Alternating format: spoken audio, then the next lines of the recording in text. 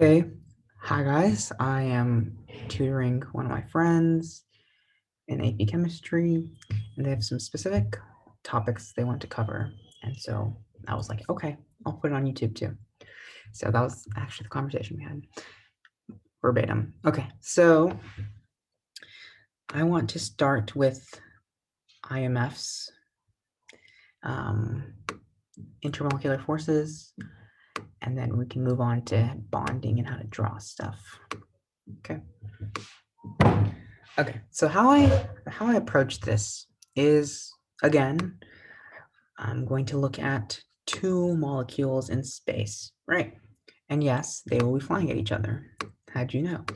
So, okay.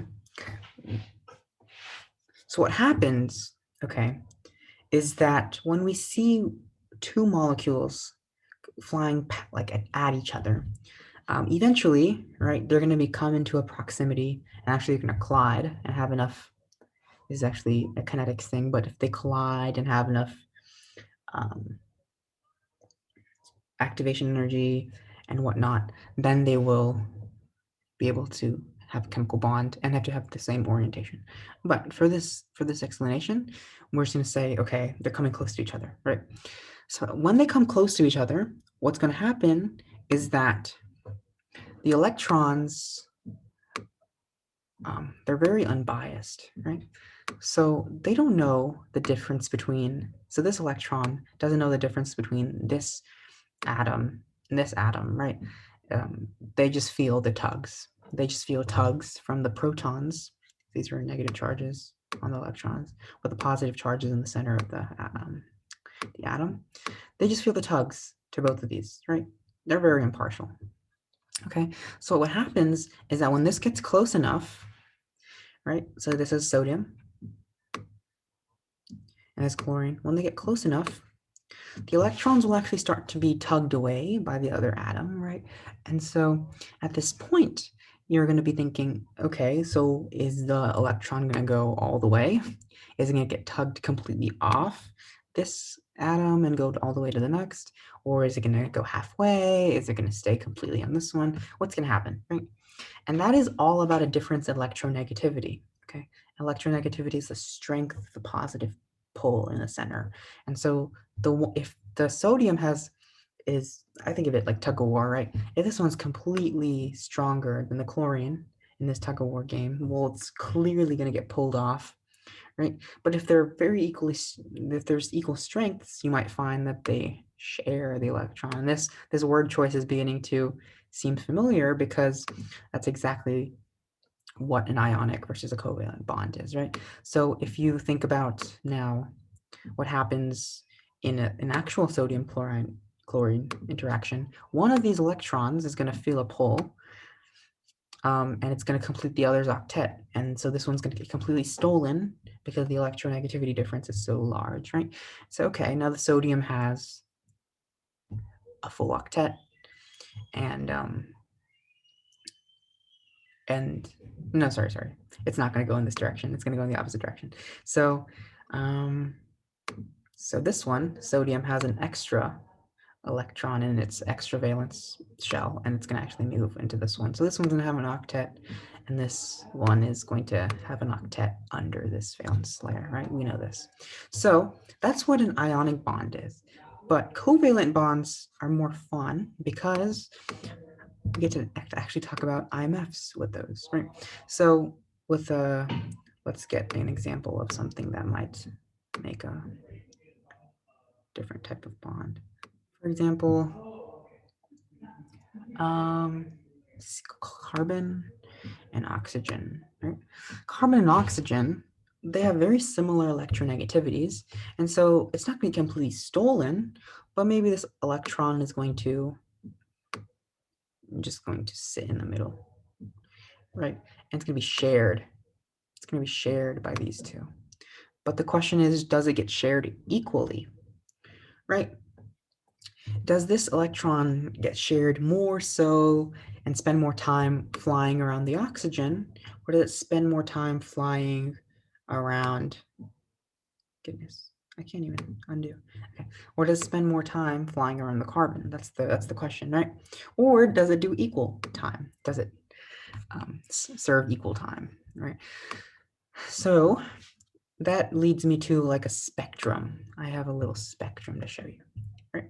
So we have NaCl. Okay. This is actually in my AP Bio book, so and go buy that.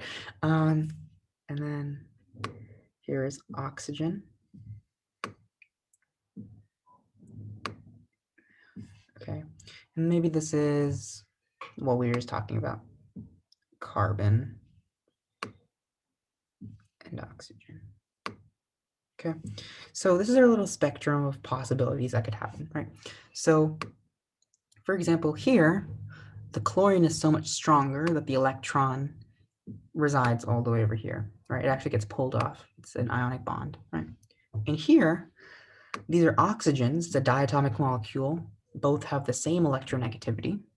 Right? So the electron isn't actually going to spend more time on one side. So the electron's going to stay in the middle. This is called nonpolar covalent because, well, we're going to get there. But it spends equal time on both sides.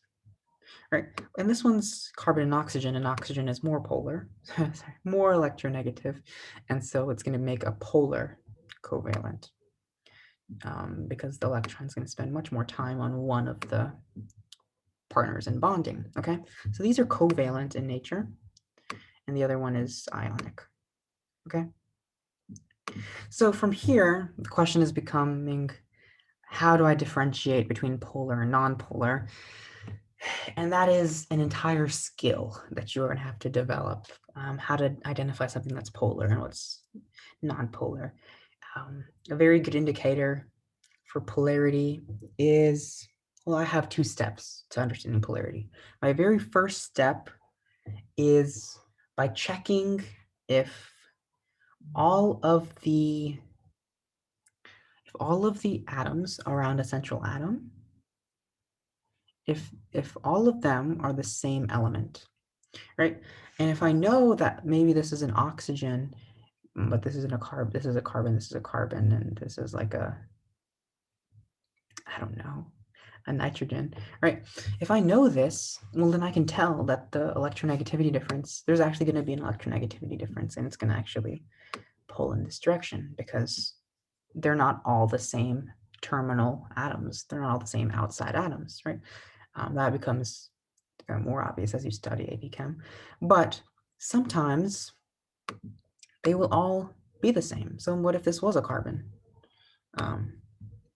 Well, then that's next step. As soon as I can figure out whether or not the terminal atom, if the terminal atoms are the same, then I begin to look at the symmetry of the molecule.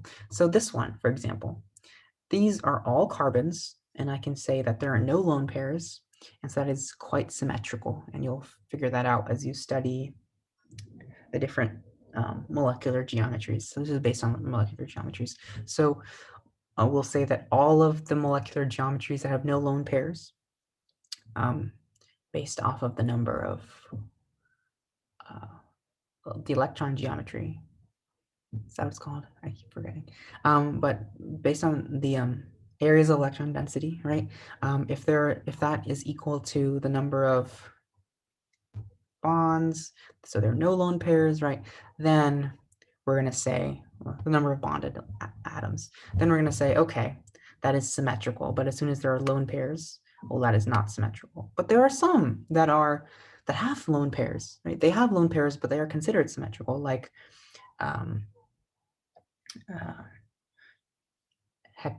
oh gosh, what's the term? Trigonal? Nope.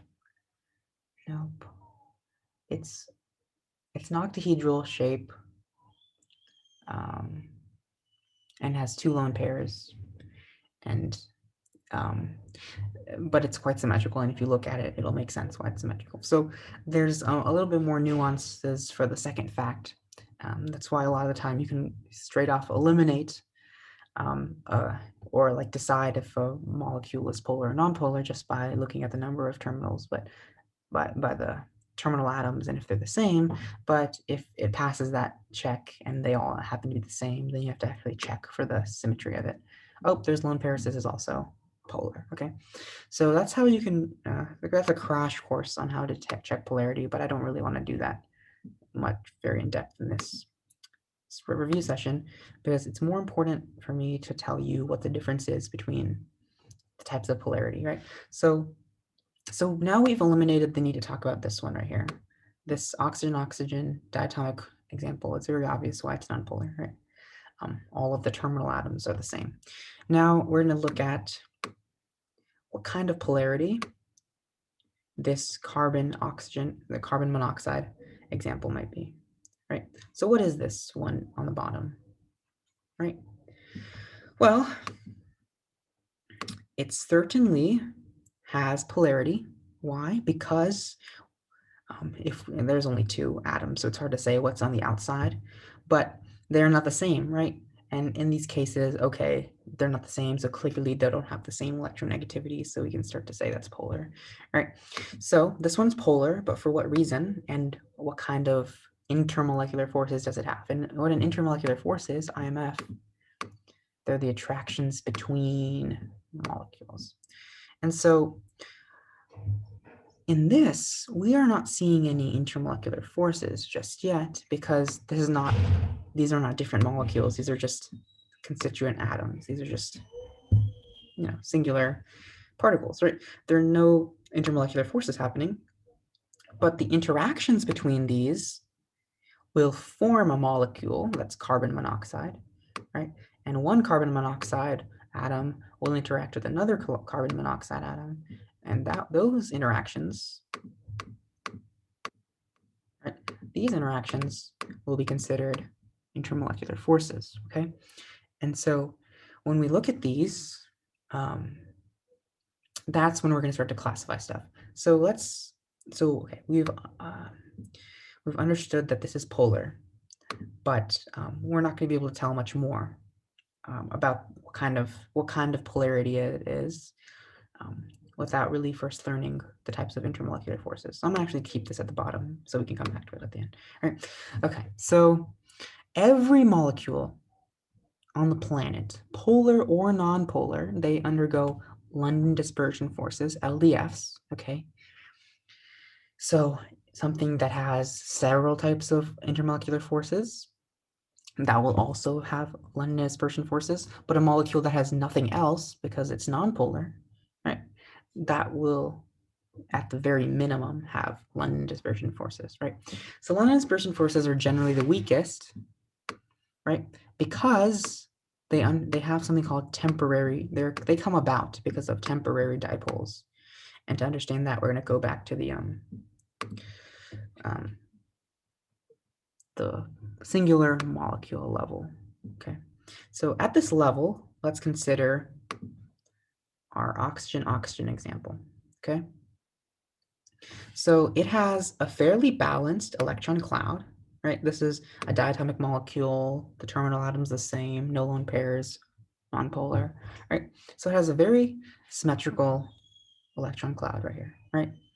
But electrons are sporadic, right? And they're going to travel whichever way they want to. And so at a given moment, maybe the electron cloud is going to be more so on this side, right?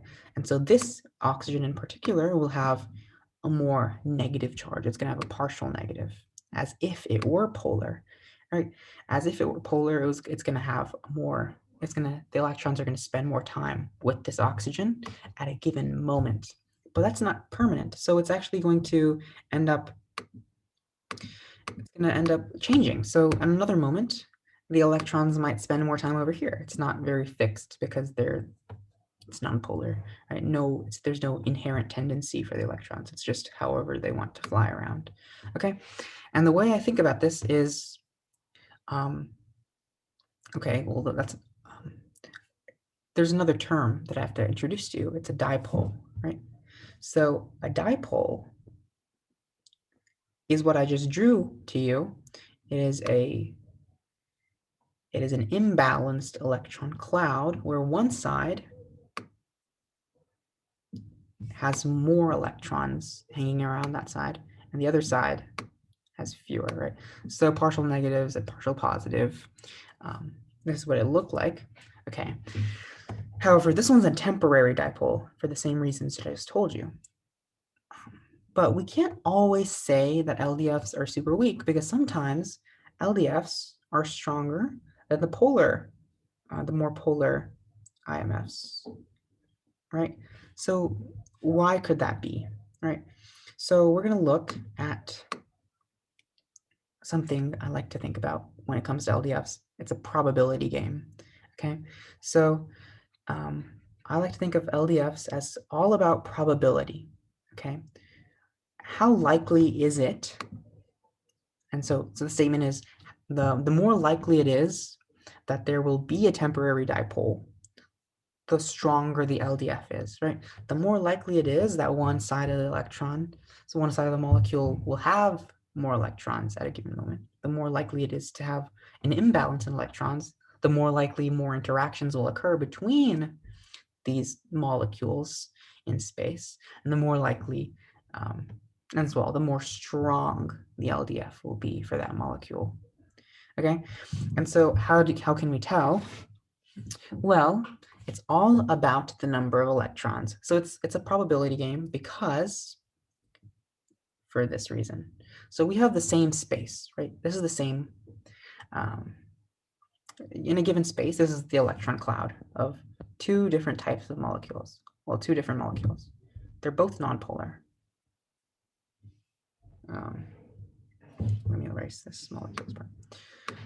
Electron cloud. So this is the electron cloud of, let's say this one is something very large, like C2. This is rather small. C10H22. Right. This is a very long carbon, hydrocarbon chain, and this one's maybe C2H6, or actually CH4. Right. We know methane, right?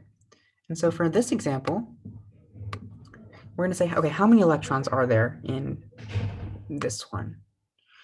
Well, there's 4. Let's just look at valence electrons. Yeah.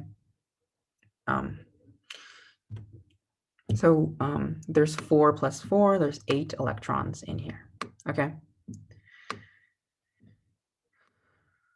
1, 2, 3, 4, 5, 6, 7, 8. Right. And so we're going to define a dipole, or we're going to define a partial negative as an area of this box having more than 5 electrons at a given time. Okay. So if one little concentrated area can have 5 electrons, we're going to say this is a temporary dipole. It's a clear imbalance in the electron cloud. Okay, we got that? And we're not going to change this fact for the next example. Okay, so this is 5. So tell me how likely it is that we're going to have 5 of these 8 electrons happen to be in this little area, right? They're just flying around, being electrons, being crazy, right? With no apparent reason to their movement, but they're going to end up being in this area, right? It's rather low, isn't it? Yeah, so this is very low likelihood that this will happen. Okay, and that's why the LDFs of a molecule with a very small electron cloud, those are weak, because it has a very low likelihood that there is going to be a temporary imbalance. For example, here, this one has 40, 66 electrons in the valence. 62 electrons in its valence shell for each. The total valence electrons are 62. All right, that's a lot, and I don't want to draw so many, but we're just gonna.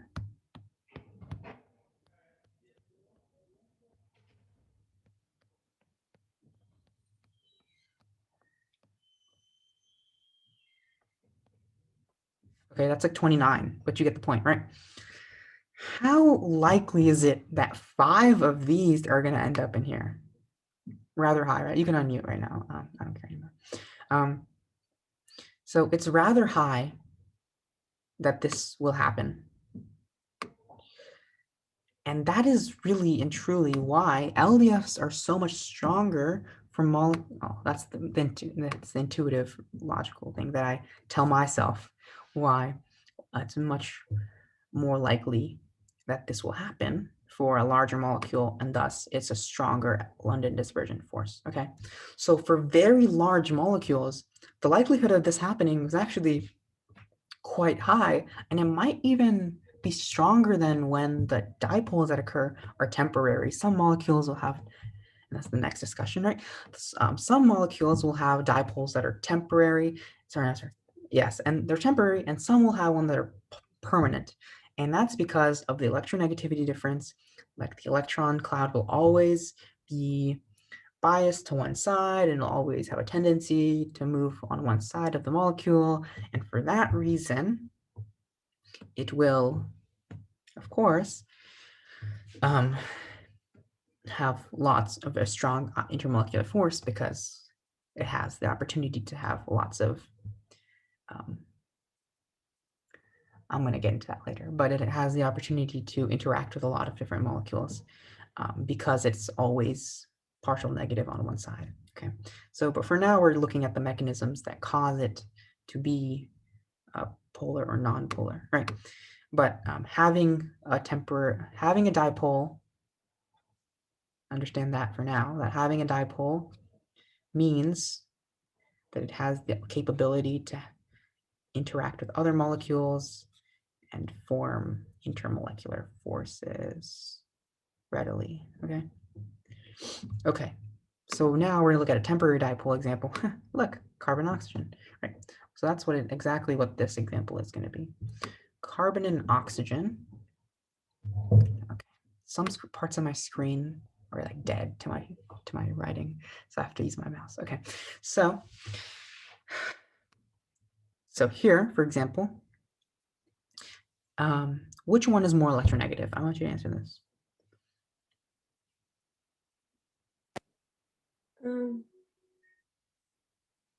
Oxygen. Right.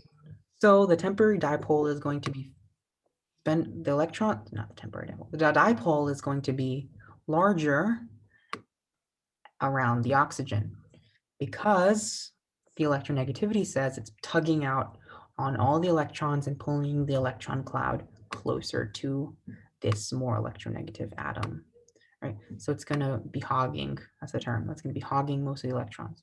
And this is permanent. This is permanent, right? This is a permanent electron cloud that's going to be spending, it's going to be shaped like this permanently, right? There's no moment where the carbon's just going to be, well, I can't say indefinitely that, but it's very unlikely that the carbon is going to be the side that has a partial negative when it's inherently less electronegative, and it'll always be beat out in the tug of war game by the oxygen, right? Okay, so that is called a permanent dipole, and those are called dipole-dipole intermolecular forces, dipole-dipole interactions. So this is the very traditional polar. If you say something's polar, well, it's going to have dipole-dipole interactions. That's the second type of intermolecular force that you'll learn. The first was in London dispersion forces, something that all molecules have. It's defined by having temporary, but now you can see that a permanent dipole is, of course, going to be, in most cases, going to be stronger than a temporary one, right? It's permanent, okay?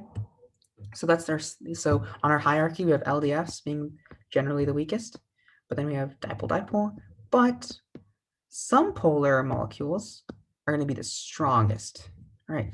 And this is hydrogen bonding, and Dia really enjoys hydrogen bonding. Okay, and I'm going to share my analogy on hydrogen bonding. So here we have a very specific niche type of molecule that that is a key example for what types of molecules will undergo hydrogen bonding. But very clearly, let's first see what this could have. So at the very minimum, right, it's a molecule, hydrofluoric acid, it exists, it is a molecule, thus it has LDFs, right? It has LDFs. We know this, right? What else does it have? Okay, it's polar. Why? Because the fluorine has a stronger electronegativity, so it's going to pull the electrons in closer, and it's going to leave this side to have an imbalanced electron cloud. It's a permanent dipole. It's also going to have dip-dip. You can write dip-dip on your test, right? Dipole-dipole. However, the electron cloud is so far imbalanced by this very strong, prominent electronegativity atom like fluorine, for example, has actually the strongest electronegativity, right? I believe. Yes, it does. So because of this, it's going to have an even stronger type of intermolecular force because the permanent dipole is so pronounced. It's so pronounced. That's my attempt at exaggerating how pronounced this dipole is, that it'll actually have another type, a stronger type of intermolecular force that it can enact on other molecules, other HFs, for example. And this is called hydrogen bonding. And why does it happen? Okay. Well, let's look at the periodic table. Well, I'm not going to pull it up, but you can visualize it. What is special about these three elements in particular? This is how they've come on the periodic table. If you can pinpoint them, what is so special about these three? I'm going to need you to unmute your mic and tell me. They're the three most electronegative. Right. Fluorine is the most. I don't know necessarily if oxygen and nitrogen are more electronegative, but I think, because I don't know, maybe the one right under it, I think there's chlorine. I don't know if this is more or less, but the idea is right. These are some of the most electronegative elements. I don't want to be technically wrong, so we're just going to say some of the most. You might be right. Some of the most electronegative elements you can have, right? And that means when this forms a covalent bond with with something else, specifically hydrogen, those are the cases we're going to look at, because hydrogen have rather weak electronegativity. I mean, it gets pushed around everywhere, right? It's hydrogen, it has one electron. So this one, so when these elements interact with hydrogen, hence hydrogen bonding, well, then you're going to see this hydrogen bonding intermolecular force come about. Now, I really don't like who invented the term hydrogen bonding because they leave it quite confusing for what hydrogen bonding actually is, right? So hydrogen bonding is not this bond that occurs between hydrogen and these key components. Hydrogen bonding comes about because of this bond, but the actual hydrogen bonds in the intermolecular force, those are between molecules that have these bonds. So that's quite a confusing string of words that I just said. So I'm going to define two things, right? I'm going to define two things to you. What is a hydrogen? So a hydrogen bond versus a bonded hydrogen.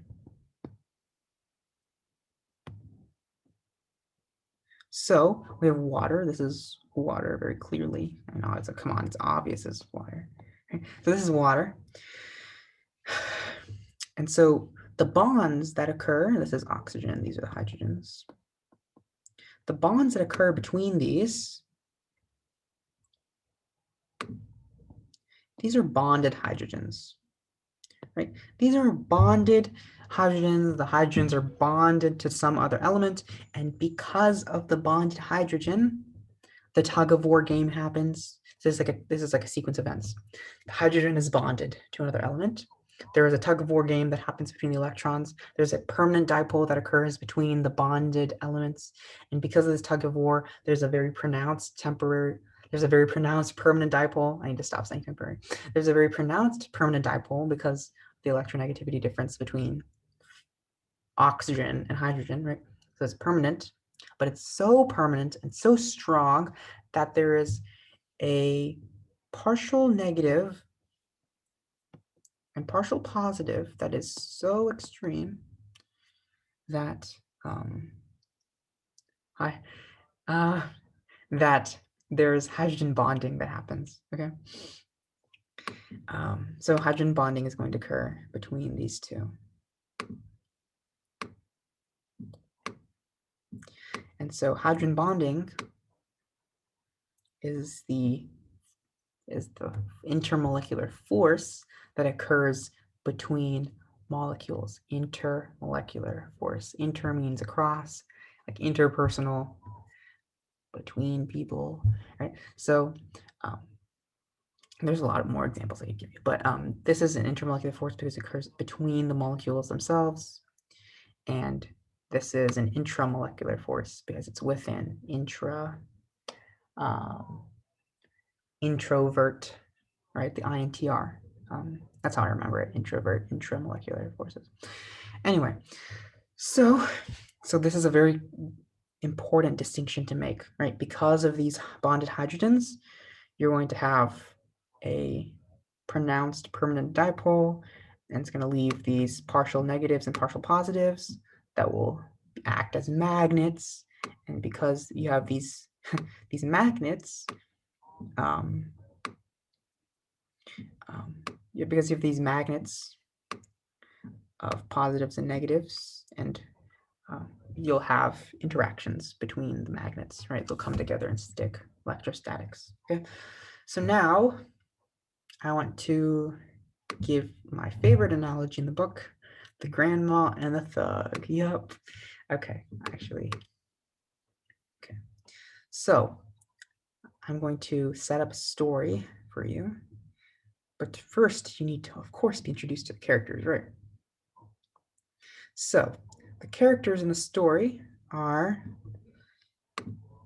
Thug. And the Thug is an exclusive role for oxygen, fluorine, and nitrogen. Well, now I'm going to write this how it'll appear on the periodic table, right? It only makes sense. Like this. Nope, backwards. This is backwards, but I remember it fawn. Fawn is how I remember it, but this is how it occurs on the periodic table. Okay.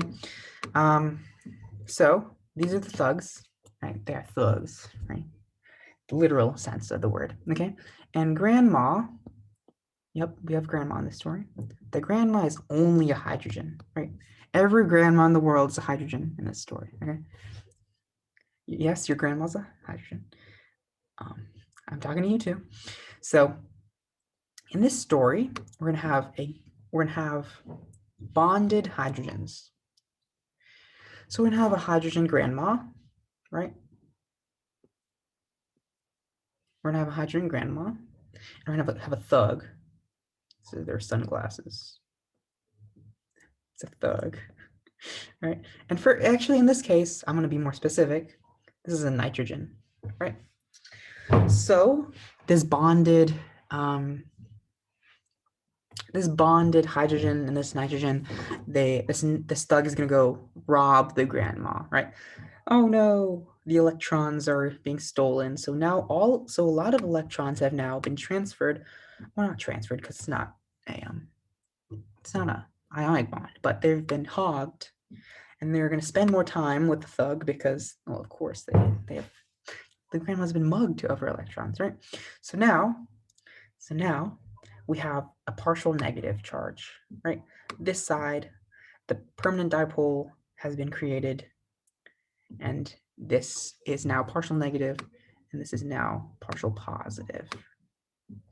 However, because we are living in a world, and that means we have multiple molecules, there's not just one hydro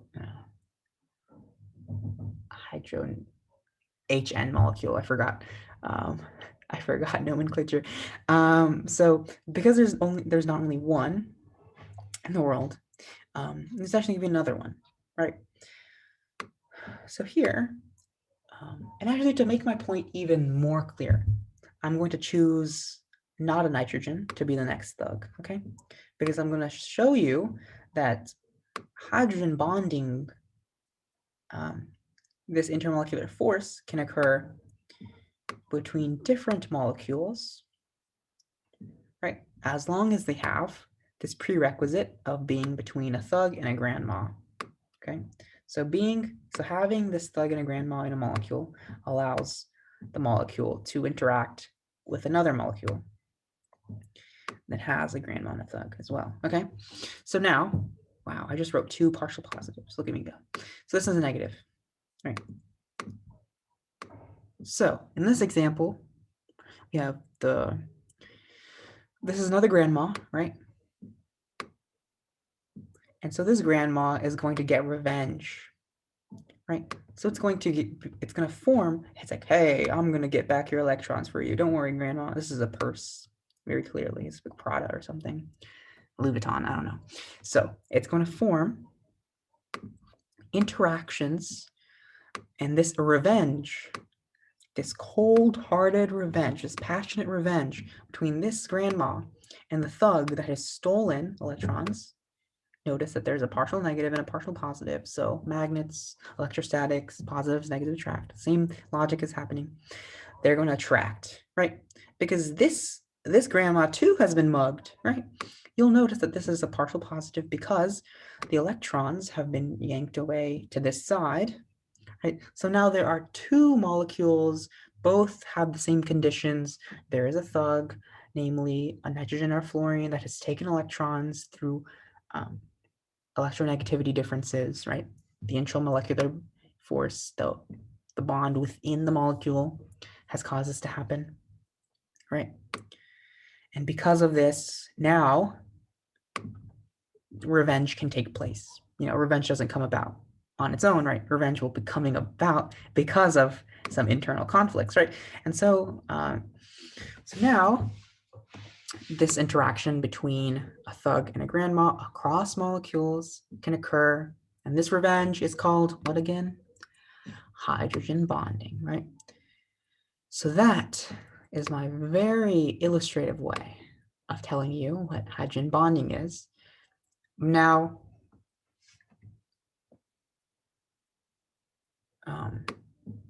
bonding. It's not just a hydrogen bond, it's hydrogen bonding. Okay. So now it's important to really understand how you can identify hydrogen bonding. So can you tell me if this molecule will have hydrogen bonding?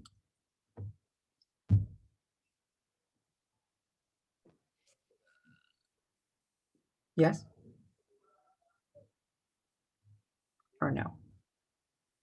No. No. Yes. Yeah. What was the example I just showed you? This was one of the key players, right? This was having hydrogen bonding because what is this? This is a thug. This is a grandma. It has both, right? And because it has a thug and a grandma, it will have hydrogen bonding. And so, what about this?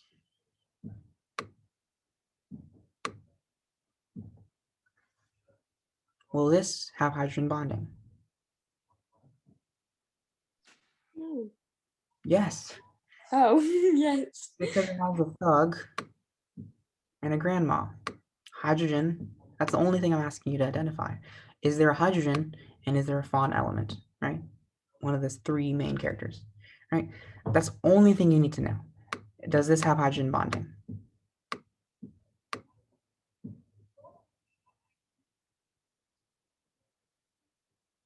Yes. Does this have hydrogen bonding?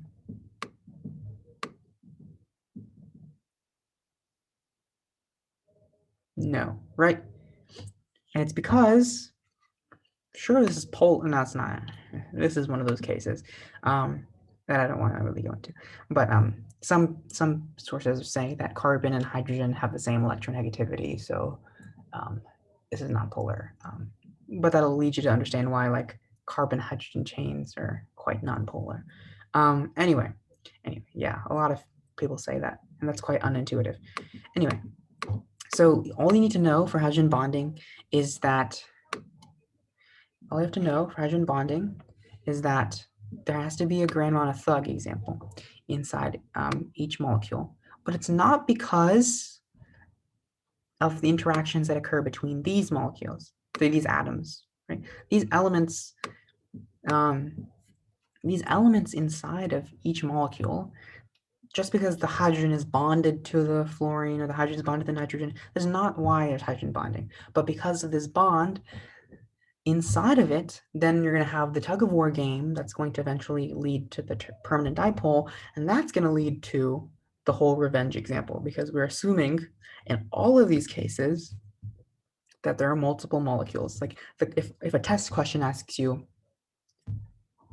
does this have hydrogen bonding? You're not going to be like, well, test. Only if there are multiple hydrofluoric acids in this question. Yes. Like if you have two molecules of them, yes, it's hydrogen like bonding. Like it's assumed, right? You're not going to be living in a vacuum with one molecule that has a Grandmont Thug example. So that's why that as soon as we see this explicitly written, then you'll know.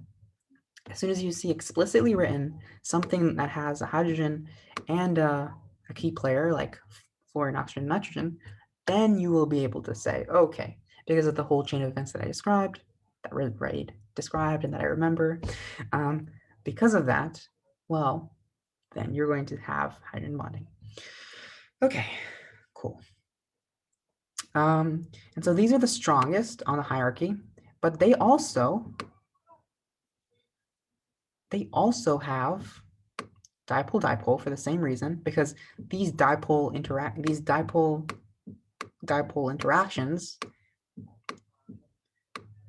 this has a permanent dipole, and as soon as it interacts with another